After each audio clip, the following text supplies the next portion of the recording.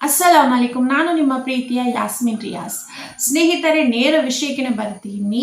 ವಿಚ್ಛೇದನ ಪಡೆದ ಮೇಲೆ ಅಂದ್ರೆ ಡಿವೋರ್ಸ್ ಆದ್ಮೇಲೆ ಗಂಡಿಗಾದ್ರೂ ಹೆಣ್ಣಿಗಾದ್ರೂ ಮರು ಮದುವೆ ಮಾಡ್ಕೊಳ್ಳಿಕ್ಕೆ ತುಂಬಾನೇ ಕಷ್ಟಪಡ್ತಾರೆ. ತುಂಬಾನೇ ಒಂದು ಅಡೆತಡೆ ಉಂಟಾಗುತ್ತೆ. ಯಾಕೆ ಈ ತರ ಆಗುತ್ತೆ? ಕಂಪ್ಲೀಟ್ ವಿಡಿಯೋ ನೋಡಿ, ಎಲ್ಲವೂ ನಿಮ್ಗೆ ಗೊತ್ತಾಗುತ್ತೆ. ಅದಕ್ಕಿಂತ ಮುಂಚೆ ನನ್ನದೊಂದು ಸ್ಮಾಲ್ ರಿಕ್ವೆಸ್ಟ್. ಯಾರೆಲ್ಲ ಚಾನಲ್ ಅನ್ನು ವೀಕ್ಷಿಸ್ತಾ ಇದ್ದೀರಾ, ವಿಡಿಯೋವನ್ನು ನೋಡ್ತಾ ಇದ್ದೀರಾ, ದಯವಿಟ್ಟು ಸಬ್ಸ್ಕ್ರೈಬ್ ಮಾಡ್ಕೊಳ್ಳಿ. ಯಾವುದೇ ಶುಲ್ಕವನ್ನು ಇಲ್ಲಿ ಪಾವತಿ ಮಾಡ್ಬೇಕಂತ ಇಲ್ಲ. ನಿಮ್ಮ ಒಂದು ಸಬ್ಸ್ಕ್ರಿಪ್ಷನ್ ನನಗೆ ತುಂಬಾನೇ ಸ್ಫೂರ್ತಿದಾಯಕವಾಗುತ್ತೆ. ಓಕೆನಾ? ಮದುವೆ ಆಗಿರ್ತೀರಾ, ಆದ್ರೆ ಸಂಗತಿ ಇಷ್ಟ ಆಗಲ್ಲ, ಹಿಂದೆ ಮುಂದೆ ನೋಡೋದಿಲ್ಲ, ಬೇಡವೇ ಬೇಡ ಅಂತ ತೀರ್ಮಾನ ಮಾಡ್ತೀರಾ, ವಿಚ್ಛೇದನವನ್ನು ಕೊಟ್ಟು ಬಿಡ್ತೀರಾ. ಯಾವುದೇ ಒಂದು ಸ್ಟೆಪ್ ತಗೊಳ್ಳೋದಿಲ್ಲ, ನೋಡೋಣ, ಮಾತುಕತೆ ಮಾಡೋಣ, ಎಲ್ಲರದ್ದು ಕೂತು ಮಾತಾಡಿ ಸೊಲ್ಯೂಷನ್ ಹುಡ್ಕೋಣ ಅನ್ನೋ ಒಂದು ತಾಳ್ಮೆ ಕೂಡ ನಿಮ್ಮಲ್ಲಿ ಇರಲ್ಲ. ಏನೋ ಹುಡುಕು ಬುದ್ಧಿಯ ಏನೋ ಗೊತ್ತಿಲ್ಲ, ಬೇಡ ಅಂತ ಬಿಟ್ಟು ಬಿಡ್ತೀರಾ, ವಿಚ್ಛೇದನವನ್ನು ಪಡೆದುಕೊಳ್ತೀರಾ. ನಾನು ಹುಡುಗ ಅಲ್ವಾ, ನಂಗೆ ಎಲ್ಲಿಯಾದ್ರೂ ಸಿಗುತ್ತೆ, ಗಂಡು ಹೆಣ್ಣು ಸಿಗುತ್ತೆ ಅಂತ. ಅದೇ ಹೆಣ್ಣಿಗೆ ಏನಾಗುತ್ತೆ, ನಾ ಚೆನ್ನಾಗಿದ್ದೀನಿ, ಇವನ್ಗಿಂತ ಒಳ್ಳೆ ಹುಡುಗ ಸಿಗ್ತಾನೆ ನಂಗೆ. ಕೆಲವೊಬ್ರು ಎಷ್ಟು ಹೇಳೋರಿದ್ದಾರೆ, ಹುಡುಗಿಯರು ಏಜ್ ಆದ್ರೂ ಪರವಾಗಿಲ್ಲ, ಶ್ರೀಮಂತನೇ ಮದುವೆ ಆಗ್ತೀನಿ, ಸೆಕೆಂಡ್ ಮ್ಯಾರೇಜ್. ನಿನ್ನಂತವನನ್ನು ಮದುವೆ ಆಗಿ ಕಷ್ಟಪಡೋದಕ್ಕಿಂತ ಮದುವೆ ಆಗಿ ಮರು ಮದುವೆ ಆದ ಹುಡುಗನನ್ನೇ ಮದುವೆ ಆಗಿ ಅವನಿಗೆ 2 ಮಕ್ಳಿದ್ರು ಪರವಾಗಿಲ್ಲ, ಅವನನ್ನ ಮದುವೆ ಆಗಿ ಖುಷಿಯಾಗಿರ್ತೀನಿ ಅಂತ. But you are completely wrong. ಯಾಕೆ ಗೊತ್ತಾ? ವಿಚ್ಛೇದನ ಪಡೆದುಕೊಂಡಿರ್ತೀರಾ, ನಿಮ್ಗೆ ಮತ್ತೊಂದು ಹುಡುಗ ಸಿಗ್ತಾನಂತ ಯಾವ ಗ್ಯಾರಂಟಿ ಮೇಲೆ ಹೇಳ್ತೀರಾ? ಸಿಕ್ಕಿದೆ ಅಂತ ಅನ್ಕೊಳ್ಳಿ, ಅವನು ಚಿತ್ರಹಿಂಸೆ ಕೊಡೋದಿಲ್ಲ, ಅವನು ನಿಮ್ಮನ್ನು ಪ್ರೀತಿಸ್ತಾನಂತ ಯಾವ ಆಧಾರದ ಮೇಲೆ ಇರ್ತೀರಾ ನೀವು?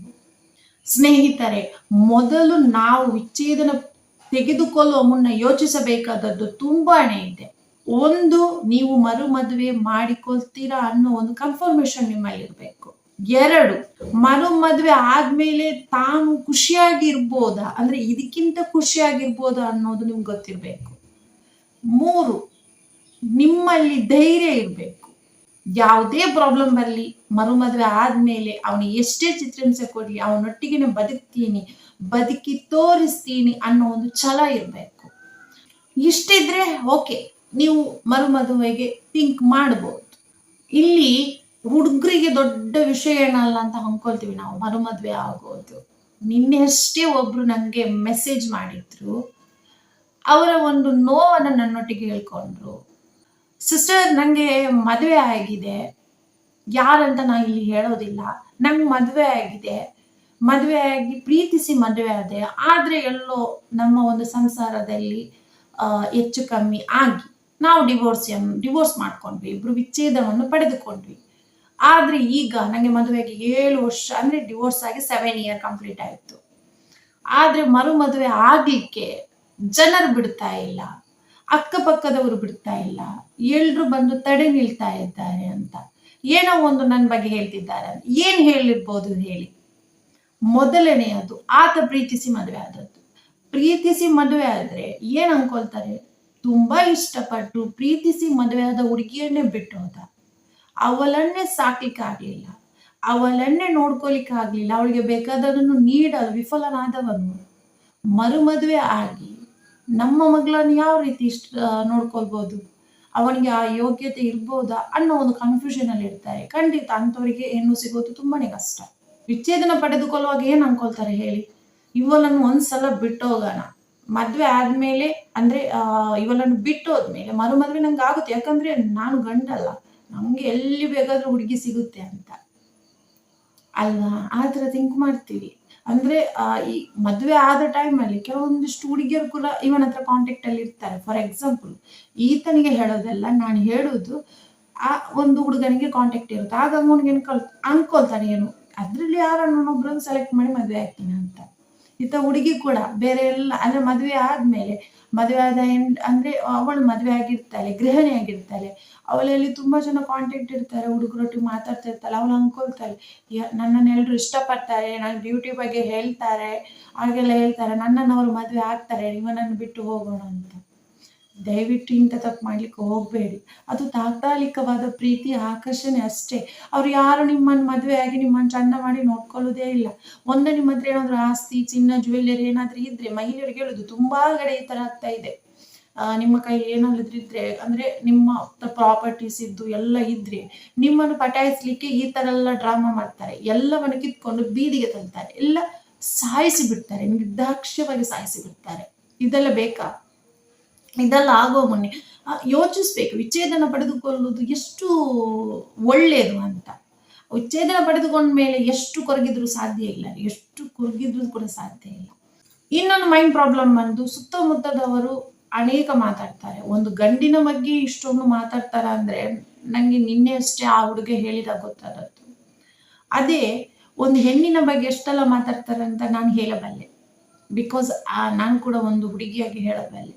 ಎಲ್ಲಾ ರೀತಿ ಮಾತಾಡ್ತಾರೆ. ಅವಳು ಸರಿ ಇಲ್ಲ, ಸರಿ ಇದ್ರೆ ಗಂಡನ ಹತ್ರ ಬಾಳ್ತಿದ್ಲು, ಗಂಡನ ಹತ್ರ ಜಗಳ ಮಾಡಿ ಬಂದಿದ್ದಾಳೆ, ಗಂಡನನ್ನು ಬಿಟ್ಟು ಬಂದಿದ್ದಾಳೆ, ತವರು ಮನೆಗೆ ಬಂದು ಕೂತಿದ್ದಾಳೆ. ಇವಳನ್ನು ಮತ್ತೆ ನಾವು ನಮ್ಮ ಮಗನನ್ನು ಕೊಟ್ಟು ಮದುವೆ ಮಾಡಿಸಿ ನಾವು ಯಾಕೆ ಕರ್ಮ ಅನುಭವಿಸ್ಬೇಕು?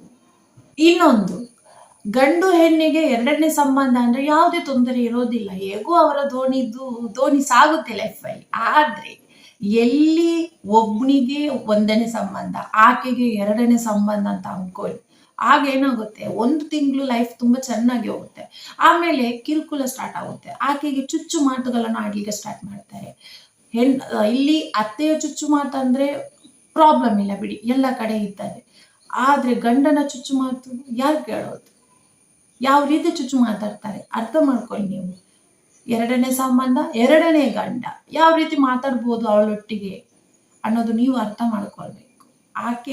ಆಗ ಅವಳಿಗೆ ಏನ್ ಫೀಲ್ ಆಗುತ್ತೆ ಅಂದ್ರೆ, ನಂಗೆ ಬೇಡದಿತ್ತು ಒಂದು ಮದುವೆ ಸಾಕು, ಎರಡನೇ ಮದುವೆ ಬೇಡದಿತ್ತು, ನಾನು ಆರಾಮ್ ಇರ್ತಿದ್ದೆ. ನಂಗೆ ಆತನೇ ಪರವಾಗಿಲ್ಲ, ಮೊದಲನೇ ಗಂಟನೇ ಪರವಾಗಿಲ್ಲ, ಅವನೊಟ್ಟಿಗೆ ಬದುಕ್ತಿದ್ದೆ, ಯಾಕಾದ್ರೂ ನಾನು ಮದುವೆ ಮಾಡಿಕೊಂಡೆ ಅಂತ. 100% ಅಲ್ಲಿ ಎಲ್ಲೋ ಒಂದು 2% ಆ ಮದುವೆ ಆದವರು ಖುಷಿಯಾಗಿರ್ತಾರೆ ಹೇಳ್ಬೋದು. ಖಂಡಿತ ಇಲ್ಲ, ಯಾರು ಖುಷಿಯಾಗಿರಲ್ಲ. ತುಂಬಾನೇ ಪ್ರಾಬ್ಲಮ್ಸ್ ಬರುತ್ತೆ. ಅದನ್ನೆಲ್ಲ ಸಾಲ್ವ್ ಮಾಡ್ಲಿಕ್ಕೆ ನಿಮ್ಗೆ ಧೈರ್ಯ ಇದ್ರೆ, ಮೊದಲಿಗೆ ಹೇಳಿದೆ 4 ಪಾಯಿಂಟ್, ಆ 4 ಪಾಯಿಂಟ್ ಅಲ್ಲಿ ಧೈರ್ಯ ತುಂಬಾನೇ ಇಂಪಾರ್ಟೆಂಟ್. ಇದಿದ್ರೆ ಮಾತ್ರ ನೀವು ಬದುಕಬೇಕು. ಚುಚ್ಚು ಮಾತುಗಳನ್ನು ಕೇಳಲಿಕ್ಕೆ ಧೈರ್ಯ ಇದೆಯಾ? ವಿಚ್ಛೇದನ ಪಡೆದುಕೊಳ್ಳಿ. ಕಷ್ಟವನ್ನು ಅನುಭವಿಸ್ಲಿಕ್ಕೆ ನಿಮ್ಗೆ ಏನು ಶಕ್ತಿ ಇದೆಯಾ, ತಾಳ್ಮೆ ಇದೆಯಾ ಮಾತುಗಳನ್ನೆಲ್ಲ ಕೇಳಲಿಕ್ಕೆ? ಮದುವೆ ಮಾಡಿಕೊಳ್ಳಿ, ಪರವಾಗಿಲ್ಲ. ಇದ್ಯಾವುದಕ್ಕೂ ಆಗಲ್ಲ ಅಂತ ಹೇಳಿ ಕೊನೆಗೆ ಮದುವೆ ಮಾಡ್ಕೊಳ್ಳೋದು, ಮತ್ತೆ ಮನೆಯಲ್ಲಿ ಕುತ್ಕೊಳ್ಳೋದು, ಇದೆಲ್ಲ ರಾಮಾಯಣ ಬೇಕಾ? ಅದಕ್ಕೆ ವಿಚ್ಛೇದನ ಪಡೆದುಕೊಳ್ಳುವ ಮುನ್ನ ಹಲವು ಬಾರಿ ಯೋಚಿಸಿ ಅಂತ ಹೇಳ್ತೀನಿ. ಹಾಗೆ ಗಂಡ ಮದುವೆ, ಹೆಣ್ಣು ಅವಳಿಗೆ ಮೊದಲೇ ಸಂಬಂಧ ಅನ್ಕೊಳ್ಳಿ, ಇಲ್ಲಿ ಸಹ ಪ್ರಾಬ್ಲಮ್ ಇದೆ, ಇಲ್ಲ ಅಂತಿಲ್ಲ. ಇಲ್ಲಿ ಏನ್ ಪ್ರಾಬ್ಲಮ್? ಹೆಣ್ಣುದೇ ದರ್ಬಾರ್, ಅಂದ್ರೆ ಮನೆಯಲ್ಲಿ ಹೆಣ್ಣಿದೆ ಆಗ್ಬೇಕು, ಆಕೆದೆ. ಏನಾದ್ರೂ ಆಕೆಗೆ ಸ್ವಲ್ಪ ತೊಂದರೆ ಕೊಟ್ರೆ ಏನ್ ಮಾಡ್ತಾಳೆ ಅವಳು ಹೇಳಿ? ಎಲ್ರನ್ನು ಒಟ್ಟುಗೂಡಿಸ್ತಾಳೆ.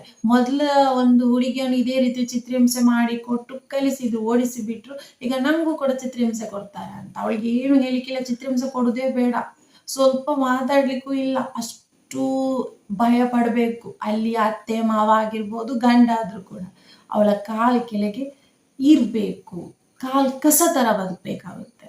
ಕೆಲವೊಂದಿಷ್ಟು ಹೆಣ್ಣು ಮಕ್ಕಳು ಚೆನ್ನಾಗಿ ನೋಡ್ಕೊಳ್ತಾರೆ, ವೈಯಕ್ತಿಕವಾಗಿ ಯಾರ ಬಗ್ಗೆ ಮಾತಾಡ್ತಿಲ್ಲ. ಕೆಲವೊಂದಿಷ್ಟು ಮಹಿಳೆಯರು ಈ ತರ ಮಾಡ್ತಾರೆ, ಅವರ ಕಂಟ್ರೋಲಲ್ಲೇ ಇರ್ಬೇಕು. ಸೆಕೆಂಡ್ ಮ್ಯಾರೇಜ್ ಅಲ್ಲ, ನಿಮ್ಗೆ ನಾನು ಹೇಳಿದಾಗೆ ಕೇಳ್ಬೇಕು, ನಿಮ್ಗೆ ನಾ ಸಿಕ್ಕಿದ್ದೆ ಜಾಸ್ತಿ, ನಿಮ್ಮನ್ನು ಯಾರು ಮದುವೆ ಆಗ್ತಿದ್ರು, ಈ ತರ ಎಲ್ಲ ಪ್ರಶ್ನೆ ಕೇಳ್ಬೇಕಾಗುತ್ತೆ. ಅದಕ್ಕೆ ಹೇಳೋದು, ಮದುವೆ ಆಗೋ ಮುನ್ನ ಯೋಚಿಸಿ. ಇನ್ನೊಂದು, ಮದುವೆ ಆಗ್ತೀರಾ, ನಿಮ್ಗೆ ಒಂದು ಮಗು ಕೂಡ ಇದೆ ಅಂತ ಅನ್ಕೊಳ್ಳಿ, ವಿಚ್ಛೇದನ ಪಡೆದಿದ್ದೀರಾ, ನಿಮ್ಗೆ ಗಂಡಾಗ್ಲಿ ಹೆಣ್ಣಾಗ್ಲಿ ಯಾರಿಗೆ ಮಗು ಸಿಗುತ್ತೆ ಅವರೊಟ್ಟಿಗೆ ಇರುತ್ತೆ. ಆ ಮಗುವನ್ನು ಬಂದ ತಾಯಿ ತರ ನೋಡ್ಕೊಳ್ತಾಳ, ಅಥವಾ ಬಂದ ತಂದೆ ತರ ಪ್ರೀತಿಯನ್ನು ತೋರಿಸ್ತಾನ. ನೀವು ಅರ್ಥ ಮಾಡ್ಕೊಳ್ಬೇಕು. ನಿಮ್ಮ ಒಂದು ತೊಂದರೆಗಳು ಪರವಾಗಿಲ್ಲ, ಆದ್ರೆ ಮಕ್ಕಳಿಗೆ ಆಗುವ ಮಾನಸಿಕ ತೊಂದರೆ ಹೇಗ್ ಸರಿ ಮಾಡ್ತೀರಾ? ಅವರಿಗೆ ಸಿಗ್ಬೇಕ ನಿಜವಾದ ತಂದೆ ತಾಯಿಯ ಪ್ರೀತಿ, ಅದರ ವ್ಯಾಮೋಹ ಯಾವ ರೀತಿ ಇರುತ್ತೆ, ಅದನ್ನೆಲ್ಲ ಯಾವ ರೀತಿ ಕೊಡ್ತೀರಾ ನೀವು? ಕೊಡ್ಲಿಕ್ಕೆ ಸಾಧ್ಯನಾ? ಖಂಡಿತ ಇಲ್ಲ. ಮದುವೆ ಆಗ ಹೇಳ್ತಾರೆ, ನಾನು ನಿಮ್ಮ ಮಗುದು ತಾಯಿಯಾಗಿ ತಂದೆಯಾಗಿ ಕರ್ತವ್ಯ ನಿರ್ವಹಿಸ್ತೀನಿ, ಚಂದ ಮಾಡಿ ನೋಡ್ಕೊಳ್ತೀನಿ, ನನ್ನ ಮಗು ತರನೇ ನೋಡ್ಕೊಳ್ತೀನಿ ಅಂತ. ಮದ್ವೆ ಆದ್ಮೇಲೆ ಗೊತ್ತಾಗೋದು ಅವ್ರು ನೋಡ್ಕೊಳ್ತಾರ ಇಲ್ವಾ ಅಂತ. ಅಂಡ್ ಇನ್ನೊಂದು, ನಿನ್ನೆ ಯಾರು ನಂಗೆ ಮೆಸೇಜ್ ಮಾಡಿದ್ದಾರೆ, ಕೆಲವೊಂದಿಷ್ಟು ಜನ ಮೆಸೇಜ್ ಮಾಡ್ತಾ ಇರ್ತಾರೆ. ಸೊ ಎಲ್ರೂ ಪ್ರಾಬ್ಲಮ್ಸ ಕೇಳಿಕ್ಕೆ ನೋಡ್ಲಿಕ್ಕೆ ಹೋಗಲ್ಲ. ಕೆಲವೊಂದಿಷ್ಟು ಫೇಕ್ ಆಗಿರ್ಬೋದು, ಕೆಲವೊಂದಿಷ್ಟು ನಿಜಾನೇ ಆಗಿರ್ಬೋದು. ಆದ್ರೆ ಇಲ್ಲಿ ಏನ್ ಹೇಳೋದಂದ್ರೆ, ನಿನ್ನೆ ಮಾಡಿದ ಒಬ್ಬ ವ್ಯಕ್ತಿ, ಆತನ ಒಂದು ಮಾತಿನಲ್ಲಿ ನೋವಿತ್ತು. ಅದಕ್ಕೆ ನಾನು ಈ ವಿಡಿಯೋ ಮಾಡಿದ್ದು. ಕೊನೆಯಲ್ಲಿ ಆತನಿಗೊಂದು ಸಂದೇಶ ಕೊಡಬಲ್ಲೆ. ಆತನಿಗಂತಲ್ಲ, ಯಾರೆಲ್ಲ ಆ ಪ್ರಾಬ್ಲಮ್ ಅನುಭವಿಸ್ತಾ ಇದ್ದೀರಾ ಅವರಿಗೆ ಒಂದು ಸಂದೇಶ. ನೋಡಿ, ಅಲ್ಲಾಹನು ನಮ್ಮ ತಲೆಯಲ್ಲಿ 2 ಮದುವೆಯೋ 3 ಮದುವೆ ಯಾವಾಗ ಸಂತೋಷವಾಗಿಡ್ಬೇಕಂತ ಬರ್ದಿದ್ದಾನೋ ಅದಾಗ ಆ ಟೈಮಲ್ಲಿ ಆಗೇ ಆಗುತ್ತೆ. ಅದು ಯಾರು ಬಂದ್ರು ತಪ್ಪಿಸ್ಲಿಕ್ಕೆ ಆಗಲ್ಲ. ಫಾರ್ ಎಕ್ಸಾಂಪಲ್ 30-40 ದಾಟಿದ ಹೆಣ್ಣು ಮಕ್ಕಳು ಇವತ್ತು ಕೂಡ ಮದುವೆ ಆಗದೆ ಕಾಯ್ತಾ ಇದ್ದಾರೆ ಅಲ್ವಾ? ಅವರಿಗೇನೆ ಸಬೂರ್ ಕೊಟ್ಟಿದ್ದಾರೆ. ನಿಮ್ಗೆ ಆಲ್ರೆಡಿ ಒಂದು ಮದುವೆ ಆಗಿದೆ. ಮದುವೆ ಅಂದ್ರೆ ಏನು, ಲೈಫ್ ಅಂದ್ರೆ ಏನು, ಸಾಮರಸ್ಯ ಅಂದ್ರೆ ಏನು, ಎಲ್ಲವನ್ನು ತಿಳ್ಕೊಂಡಿದ್ದೀರಾ. ಸೊ ಸ್ವಲ್ಪ ಸಬೂರಲ್ಲಿ ಅಂದ್ರೆ ಒಂದು ಸಬೂರಲ್ಲಿ ಇರಿ. ಅಂದ್ರೆ ತಾಳ್ಮೆ, ಸಬೂರ್ ಅಂದ್ರೆ ತಾಳ್ಮೆಗೆ ಅದರಲ್ಲಿ ಇರಬೇಕು. ಅದರಲ್ಲಿ ಇರಿ ನೀವು. ಖಂಡಿತ ಅಲ್ಲಾಹನು ನಿಮ್ಗೆ ಮದುವೆ ಇಚ್ಛಿಸಿದ್ರೆ ಮಾಡ್ಲಿಕ್ಕೆ ಖಂಡಿತ ನಿಮ್ಗೆ ಎಲ್ಲೋ ಒಂದು ಕಡೆ ಹುಡುಗಿ ಇದ್ದೇ ಇರ್ತಾರೆ. ಈಗ ನಿಮ್ಗೆ ಬಂದ ಒಂದು ಹುಡುಗಿಗಳು ಏನ್ ತಪ್ಪಿಸ್ತಾ ಇದ್ದಾರೆ ಅಂದ್ರೆ ಏನ್ ಅನ್ಕೊಳ್ಳಿ ಅಂದ್ರೆ ಅಲ್ಹಮ್ದುಲಿಲ್ಲಾ ಅಂತ ಹೇಳಿ ಯಾವತ್ತು ದುಃಖ ಪಡಬೇಡಿ. ಯಾವತ್ತು ನಿಮ್ಮ ಒಂದು ರಿಲೇಷನ್ ಏನೋ ಒಂದು ಹೋಯ್ತಂದ್ರೆ ಅಲ್ಹಮ್ದುಲಿಲ್ಲಾ ಅಂತ ಅನ್ಕೊಳ್ಳಿ. ಯಾಕಂದ್ರೆ ಆಕೆ ನನ್ನವಳಲ್ಲ, ಆಕೆಗಿಂತ ಒಳ್ಳೆ ಹುಡುಗಿ ನಮ್ಗೆ ಸಿಗ್ತಾಳೆ ಅನ್ನೋ ಒಂದು ಭರವಸೆ ನಮ್ಮಲ್ಲಿ ಇರ್ಬೇಕು. ಆಗ ಮಾತ್ರ ಅಲ್ಲಾಹನು ಅನುಗ್ರಹವನ್ನು ನೀಡುತ್ತಾನೆ. ಅಲ್ಲಾಹನಲ್ಲಿ ನಂಬಿಕೆ ಇಡಿ. ಖಂಡಿತ ನಿಮ್ಗೂ ಒಳ್ಳೆ ಹುಡುಗಿ ಸಿಕ್ಕೇ ಸಿಗ್ತಾಳೆ, ಒಳ್ಳೆ ಸಂಗಾತಿ ಸಿಗ್ತಾಳೆ. ಪ್ರತಿ ಒಂದು ಇದರಲ್ಲಿ ದುವಾ ಮಾಡಿ, ಒಳ್ಳೆ ಸಂಗಾತಿಗಾಗಿ ಖಂಡಿತ ಸಿಗ್ತಾಳೆ. ನಿಮ್ಮ ತಪ್ಪೇನಿಲ್ಲ. ನೀವು ಒಳ್ಳೆಯವರಂದ್ರೆ ಖಂಡಿತ ನಿಮ್ಗೆ ಒಳ್ಳೆ ಹುಡುಗಿ ಸಿಗ್ತಾಳೆ. ಎಲ್ರಿಗೂ ಹೇಳೋದು, ಅದು ಬಿಟ್ಟು ನಮ್ಗೆ ಹುಡುಗಿ ಸಿಗಲ್ಲ ಅಂತ ಹೇಳಿ ತಪ್ಪು ದಾರಿ ತುಳಿಲಿಕ್ಕಂತೂ ಹೋಗ್ಲೇಬೇಡಿ. ತಾಳ್ಮೆಯಿಂದಿರಿ.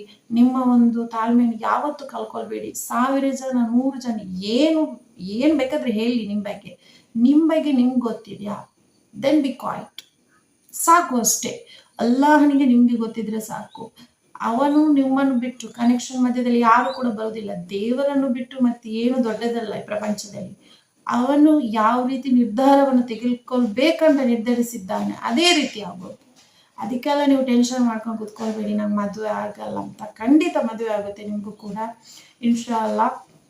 ಹಾಗೇನೆ ಎಲ್ರಿಗೂ ಹೇಳುದು ಅಷ್ಟೇ, ವಿಚ್ಛೇದನ ಪಡೆದುಕೊಳ್ಳುವ ಮುನ್ನ 1 ಸಲ ಅಲ್ಲ 2 ಸಲ ಹಲವು ಬಾರಿ ಯೋಚಿಸಿ, ಇದನ್ನೆಲ್ಲ ಯೋಚಿಸಿ ವಿಚ್ಛೇದನ ಪಡೆದುಕೊಳ್ಳಿ. ಯಾಕಂದ್ರೆ ಕೆಲವೊಂದಿಷ್ಟು ಜನ ವಿಚ್ಛೇದನ ಪಡೆದುಕೊಳ್ಳಿಕ್ಕೆ ತಯಾರಾಗಿದ್ದಾರೆ. ಅಂಥವರಿಗೆ ಈ ವಿಡಿಯೋವನ್ನು ಕಲಿಸಿ. ಮುಂದೆ ಆಗುವ ತೊಂದರೆಗಳು, ಅನಾಹುತಗಳು ಯಾವ ರೀತಿ ಇರುತ್ತೆ ಅನ್ನೋದು ಗೊತ್ತಾಗ್ಲಿ ಅನ್ನೋ ಒಂದು ಕಾರಣಕ್ಕೆ ಈ ವಿಡಿಯೋ ಅಷ್ಟೇ. ಸೊ ಅದಕ್ಕಾಗಿ ದಯವಿಟ್ಟು ಶೇರ್ ಮಾಡಿ. ಆದಷ್ಟು ಯಾರೆಲ್ಲ ವಿಚ್ಛೇದನ ಪಡಬೇಕು, ಮದುವೆ ಮಾಡ್ಕೊಳ್ಬೇಕು ಅನ್ನೋವರಿಗೆ ಈ ಒಂದು ವಿಡಿಯೋವನ್ನು ಶೇರ್ ಮಾಡಿ. ಅವರಿಗೆ ಎಲ್ಲೋ ಒಂದು ಕಡೆ ಹೆಲ್ಪ್ ಆಗ್ಬೋದು ಅಂತ. ಇನ್ಶಾ ಅಲ್ಲಾ ಮತ್ತೊಂದು ಅದ್ಭುತವಾದ ಮೆಸೇಜ್ ಒಂದಿಗೆ ನಿಮ್ಮ ಮುಂದೆ ಬಂದೇ ಬರ್ತೀನಿ. ಸೊ ಎಲ್ಲರಿಗೆ ನನ್ನ ವಿಡಿಯೋವನ್ನು ನೋಡ್ತಾನೆ ಇರಿ. ಸಬ್ಸ್ಕ್ರೈಬ್ ಮಾಡೋದನ್ನು ಮಾತ್ರ ಮರಿಬೇಡಿ. ಅಲ್ಲಾ ಹಾಫೀಸ್.